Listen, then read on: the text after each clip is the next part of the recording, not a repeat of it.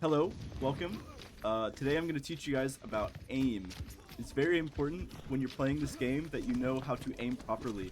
Most people's aim looks a little something like because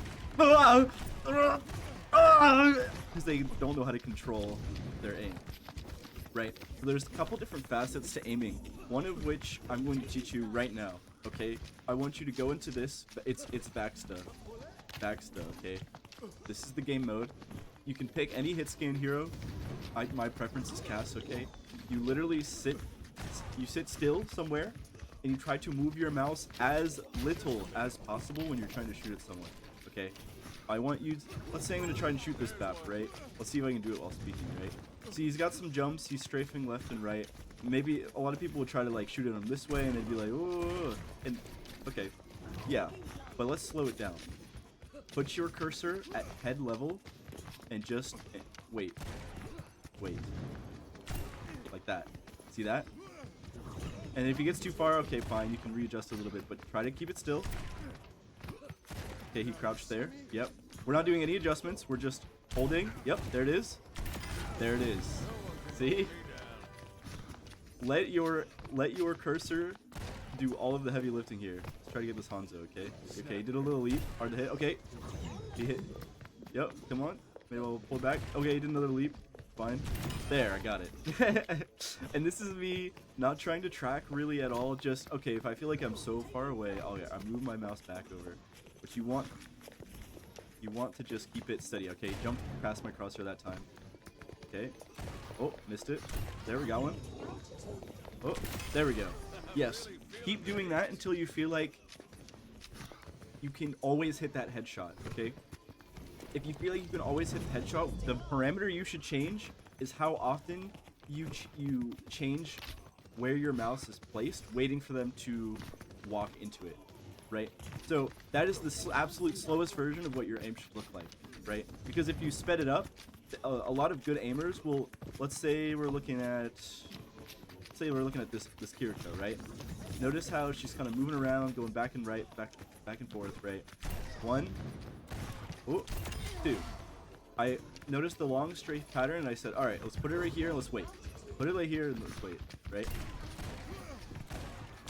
Missed a couple, but still was pretty good, right? Headshot. It's sometimes that easy. I promise you, sometimes aiming will just be that easy. It will just be that easy. Trust me, okay? Not moving your mouse can be one of the most broken things for aiming, okay? And then once they start to get too far away, right? That's when you can start to readjust your mouse. Now, some characters are going to be a little harder. Like, for example, this Genji who goes for double jumps. You know, he's in your face. It's going to be a little different. With mobility characters, you have to predict their specific movement, right? So if a Genji dashes behind you, most of the time they do a double jump. So often what I'll do is I'll try to, like, maybe go for a shot on them dashing towards me, and then I'll quickly aim up here, right? So that's something with mobility. That's an advanced technique that you're going to have to just think about with every mobility. Like, for example, even Hanzo's leap, as we saw earlier, can mess with your exact aim, right? But if he just walks into it, dead, right? Now, after you get some with practice doing that, another thing you can try is notice how the enemies are strafing like this. You can, if you want, you can try to go for your own strafes to match. And so now I'm not even moving my cursor, but I'm moving my body, sort of match and sort of guide my cursor into their head, right? And as you can see, this is disgustingly OP if you do it correctly. See, I don't even have to aim. Notice that? I just matched her strafe. And the less you think about it, the more you just... Yep, that's where it is. You know, don't overmove. Try not to stable your hand. And I know this is difficult on characters that are moving while you're aiming, right? Because you're thinking to yourself, well, how can I use my movement to like shoot at them if I'm thinking about not getting shot myself? Honestly speaking, if you look at top level aimers, especially on Hitscan, 90% of the time when they're shooting people, they're not even trying to dodge. Some pro players literally will say they're not even thinking about dodging at all.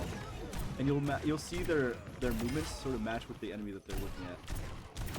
And notice how when I put these together, I don't have to think about shooting these people as much, right? So yeah. Steady that aim. The reason jumping is dangerous for the hit scan is because, as we mentioned, you want to predict where they're going to be, and momentum tends to be very fixed with anything that is jumping or sliding. Can we get this? I missed that, but that was pretty close, right? And I did it kind of as she was coming down, but if you hit it at the apex... Wait, can we get it? Oh no, she canceled the play. Let's see if we can get her go up again. Hold on, hold on. It's in my face. Oh, damn it. Same thing. Look. Oh. Not moving my mouse. Very, very small micro adjustments. And on hit scan, I promise you, this is like one way that you can practice actually hitting your shots, right? Especially if you're just taking like a straight up duel with someone who's in front of you, you really don't want to miss these shots, right? Oh, uh-oh. And you know what? It'll still happen. You'll still miss, right? Because no one's perfect, but you got to do your best to set it up, you know?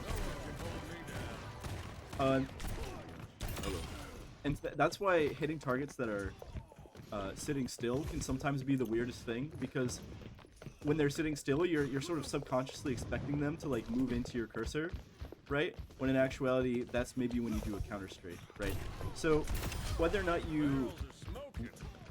the mixture between placing your cursor and matching the movement is going to be a big way that you're going to mix your aim. And so it just kind of depends on the scenario you're in, which one you're going to prioritize.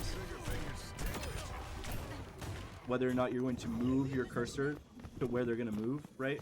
Or if you're going to match their movement, or a little bit of both, right?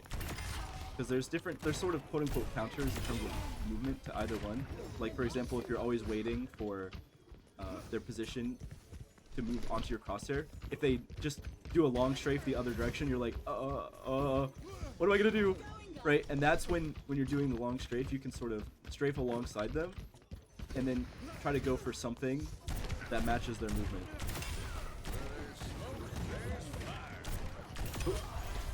Not easy, but try to break it down, as I said, one at a time. Like, try to sit still, try not to move at all, try to just place your crosshair, waiting, and then you can sort of try to speed up the amount of times that you'll move your crosshair once you feel comfortable. Ooh. Demonstrating always makes it harder. Yeah. And, you know, sometimes, like, you're going to just have desperation flicks to try to, like, take the low percentage shot, right? But the more that you can speed up your normal, actual disciplined aiming, the more you're just going to destroy people. Because going for, like, low percentage shots like this, it's hard, right? Like, you're not guaranteed to hit those shots. But if you speed up your discipline, then it gets easier, right? So think about it that way. And then if you start to predict, like, oh, Tracer's gonna blink behind me, I'm going to preemptively put my cursor right here, right, as she's blinking around. If that's what you predict, maybe that's the way that you catch her, right? And then because you thought about it, because you anticipated that engagement, you have to think less, or you have to move your arm less, right? Use your brain to aim. Imagine that, huh? Like that, you double jumped right at the top, right in my face. That's just something you can train.